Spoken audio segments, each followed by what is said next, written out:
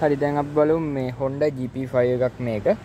අපි දැන් බලමු කොහොමද Honda GP5 එකේ P.301 කියන ෆෝල් කෝඩ් එක අපි මේ ෆෝල් කෝඩ් එකට එන්න පුළුවන් අපි හේතු බලමු.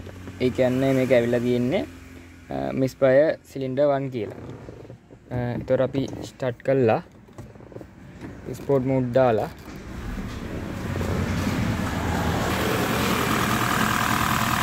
අපේ තිබ්බේ cylinder 1 කියලා.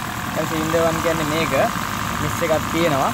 අපි මෙහෙම මේක කොයිල් එක යන ටික ගලවලා අපි කොයිල් එක උස්සලා බලමු කොහේද මිස් එක එන්නේ කියලා.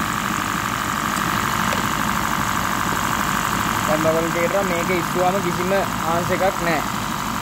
දැන් මේක වලද්ද එන්ජින් වෙනස් මේක එන්ජිමේ ভাইබ්‍රේෂන් එක වෙනසක් වෙනවා.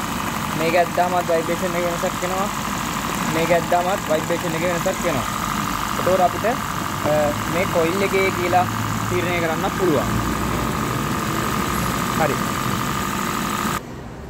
ඒක දැන් අපි බැලුවා කොහොමද ස්ටාර්ට් එකේදී මේකේ කොයිල් එකේ වෙනස කියන කියන්නේ මේ තුනත් එක්ක මේකේ තියෙන වෙනස අපි බැලුවා. එතකොට අපි දැන් කල්පනා කරනවා දැන් හරි. දැන් අපි මොකද්ද තෙල් පත්තු වෙන්න අපිට ඉග්නිෂන් එක වගේම ඇතුලෙන් තෙල් විදින්නත් ඕනේ. දැන් මේ ෆෝල් කෝඩ් එකට අපි බලන්න ඕනේ. අපි කොයිල් එක මාරු කරලා කොයිල් එක මාරු කරන නිසා අපි ප්ලග් එක බලන්නත් ඕනේ.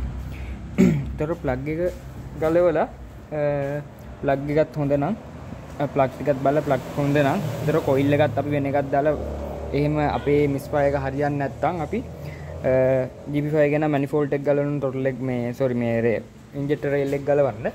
එතකොට අපි රේල් එක ගලවලා අපි ඉන්ජෙක්ටර් මැෂින් එකට දාලා චෙක් කරන්න ඕනි මේකේ හරියට තෙල් පැටර්න් එකට විදිනවද ෆිල්ටර් බ්ලොක් වෙලාද එහෙම නැත්නම් අපි ෆිල්ටර් දාලා මේක සම්පූර්ණ ටියුන් අප් එකක් කරන්න ඕනේ.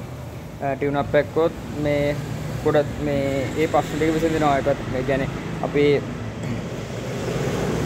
මැප් සෙන්සරේ සුද්ධ කළා. එතකොට අපේ තොටල එක සුද්ධ කළා. අපි EGR එක තියෙනවා මෙතන. EGR එක සුද්ධ කළා.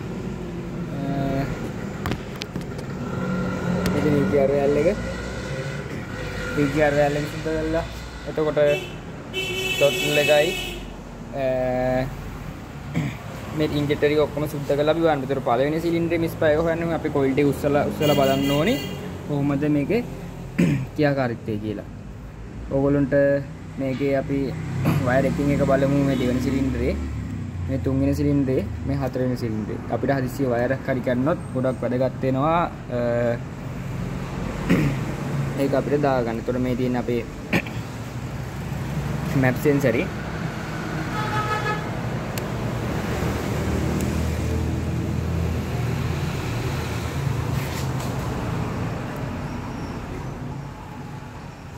අප්‍රෝ සෙන්සරේ අපි බලමු කොහොමද පින් අවුට් තියෙන්නේ කියලා.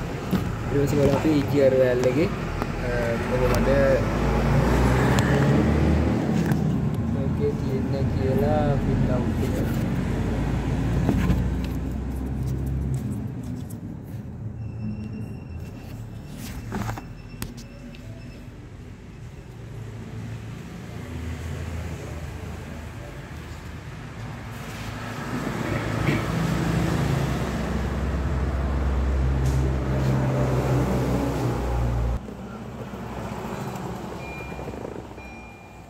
මම හිතනවා ඔයගොල්ලන්ට මේ ෆෝල් කෝඩ් එක ගැන ප්‍රශ්න නැති වෙයි කියලා P.301 කියන ෆෝල් කෝඩ් එක ගැන. හරි අපි තවත් මේ වගේ ෆෝල් කෝඩ් එකක් එන වීඩියෝ එකකින් හමුවෙමු.